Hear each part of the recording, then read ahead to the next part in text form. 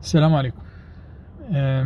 النهارده عايز اتكلم على اللي بيحصل في فلسطين وخاصة اللي في غزة. دلوقتي احنا بقالنا تقريبا 4 اشهر من القصف والدمار والتهجير والإبادة الجماعية، والناس ابتدت تتعود على الموضوع ده ان هو عادي، ما هو بيحصل، ما احنا بقالنا فترة، فده يعني شيء متوقع ان هو في ناس تتعود وتشوف ان ده، يعني عارف، بيقولك ايه، خلاص بقى الحياة بتمشي وبيتلهي بحياته هو. وانا متفهم كده طبعا، والناس كلها متفهمه حاجه زي كده، بس انا بطلب منكم محدش يتعود. حاولوا ان انتوا تفكروا نفسكم وتفكروا اولادكم وتعلموهم ان الموضوع ده مش طبيعي. اللي بيحصل دي اللي بيحصل ده اباده جماعيه، اللي بيحصل ده حرام.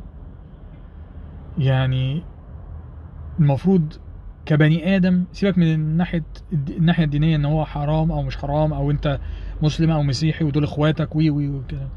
انت كانسان اما تشوف ده بيحصل لبني ادم تاني وانت تقعد ساكت، على ما اعتقد ده يبقى انت فيك حاجه غلط. فكروا الناس كلها، كل الناس تفكر، وان كل الناس تتكلم على الموضوع ده. اللي بيحصل ده شيء بشع.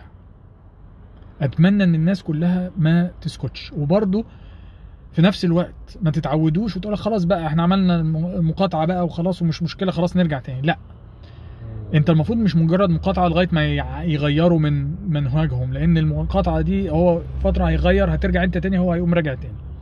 لا، انت المفروض تستغنى، تعلمهم، توريهم ان انت مش محتاج الحاجات اللي هم بيدوها لك.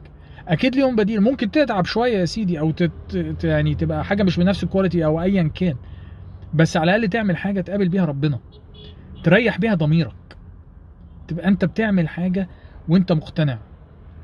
استغنى عن الحاجات اللي هم بيعملوها، وخاصه دلوقتي الحاجات بقت نار، فاما انت تستغنى ممكن تفيدك، لعلها خير. فانا بطلب من الجميع يكملوا في المقاطعه، ويعلموا اولادهم ويعلموا احفادهم وهم يعملوها، وفي نفس الوقت اتكلموا عن اللي بيحصل في غزه. ما تسكتوش، الموضوع مش فتره وتعدي، لا، الموضوع ده لازم يخلص، يتوقف، وربنا ينصر اخواتنا في غزه يا رب، امين. السلام عليكم.